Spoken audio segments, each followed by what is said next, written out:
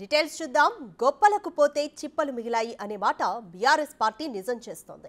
ప్రజలకు మాత్రం నాడు ఎట్లుండే తెలంగాణ నేడు ఎట్లయింది తెలంగాణ అని ఓ తెగ చెప్పేసింది కారు పార్టీ. అయితే బీఆర్ఎస్ ఘోర ఓటమి తర్వాత కాంగ్రెస్ సర్కార్ వారి అవినీతిని ఒక్కొక్కటిగా బయటపెడుతూ ప్రజల సాక్షిగానే నిలదీస్తోంది. ఇక ఇప్పుడు కాళేశ్వరం విషయంలో బీఆర్ఎస్ అవినీతి చేసిందని ఆరోపించిన సర్కార్ నిజాలను నిగ్గు తేల్చేందుకు కేంద్ర కమిటీని నియమించాలని కోరింది. కాంగ్రెస్ అభ్యర్థన మేరకు ఏర్పాటైన ఎన్డీఎస్ఏ బృందం లెక్కలు తేల్చేందుకు తెలంగాణలో పర్యటించేందుకు సిద్ధమైంది.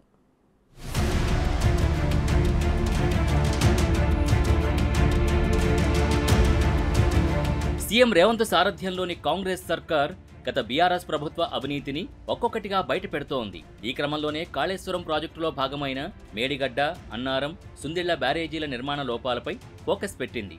ఆ ప్రాజెక్టుల పరిస్థితిపై అధ్యయనం చేయాలని నేషనల్ డ్యామ్ సేఫ్టీ అథారిటీకి లేఖ రాసింది. స్పందించిన ఎన్డీఎస్ఏ కేంద్ర జలవనరుల సంఘం మాజీ చైర్మన్ చంద్రశేఖర్ అయ్యర్ నేతృత్వంలో 6గురితో కమిటీ వేసింది. హైదరాబాద్ చేరుకున్న ఎన్డీఎస్ఏ నిపుణుల కమిటీ మొదటి విడతగా 6 నుంచి 9వ తేదీ వరకు రాష్ట్రంలో పర్యటించనుంది.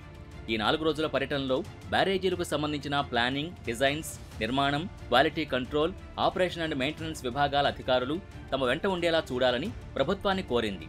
అన్నారం, సుందిళ్ల బ్యారేజీలకి సంబంధించి దిగువ, ఎగువ భాగాల ఫోటోలు, అన్ని గేట్ల పరిస్థితి, స్టాప్ లాక్ గేట్లు, సర్వీస్ గేట్ల పరిస్థితి సహా 19 రకాల ప్రాథమిక సమాచారం అందించాలని లేఖ రాసింది. జలసౌధ కార్యాలయంలో తెలంగాణ ఈఎన్సీ అధికారులతో ఎన్డీఎస్ఏ కమిటీ రివ్యూ మీటింగ్ కూడా నిర్వహించింది. ఈ కార్యక్రమంలో నీటిపారుదల శాఖ మంత్రి ఉత్తమ్ కుమార్ రెడ్డి కూడా పాల్గొన్నారు.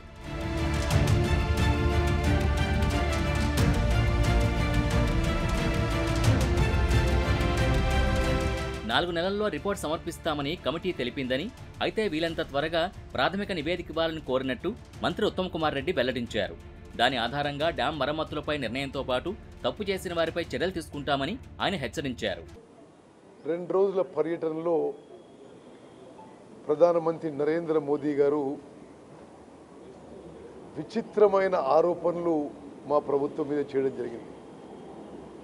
10 ఏళ్ల పాటు వాళ్ళు ఢిల్లీలో అధికారంలో ఉండి, ఇక్కడ బీఆర్ఎస్ ప్రభుత్వ అధికారంలో ఉండి వాళ్ళు హలైబలైతో ముందుకు పోతున్న మరి 10 ఇయర్స్ అనేక మార్లు మోదీ గారు, అమిత్ షా గారు, జేపీ నడ్డా గారు తెలంగాణకు వచ్చి కాళేశ్వరం ప్రాజెక్టు ఏటీఎం ఇది దోపిడీ జరుగుతుంది,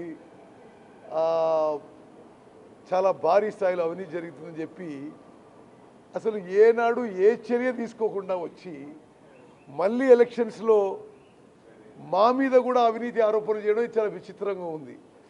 మరి మీరు బీఆర్ఎస్ కలిసి ప్రయాణం చేసిన సమయంలో మీరే పవర్ ఫైనాన్స్ కార్పొరేషన్ నుంచి మరి సుమారు 50,000 కోట్లు, రూరల్ ఎలక్ట్రిఫికేషన్ కార్పొరేషన్ నుంచి 20,000 కోట్లు, బ్యాంకుల నుంచి 10,000 కోట్లు, అసలు ప్రాజెక్టు సరిగా అప్రైజ్ చేయకుండా మీరు వాళ్ళకి అమౌంట్ ఇచ్చి అవినీతి ఆస్కారం చేసి మీరు మా మీద ఆరోపణలు చేయడం ఇది నేను పూర్తిగా అభ్యంతరకరం, ఖండిస్తున్నాం. వాస్తవం లేని విషయాలు. రివ్యూ మీటింగ్ ముగిశాక 6గురు సభ్యుల బృందం హన్మకొండకు వెళ్లింది.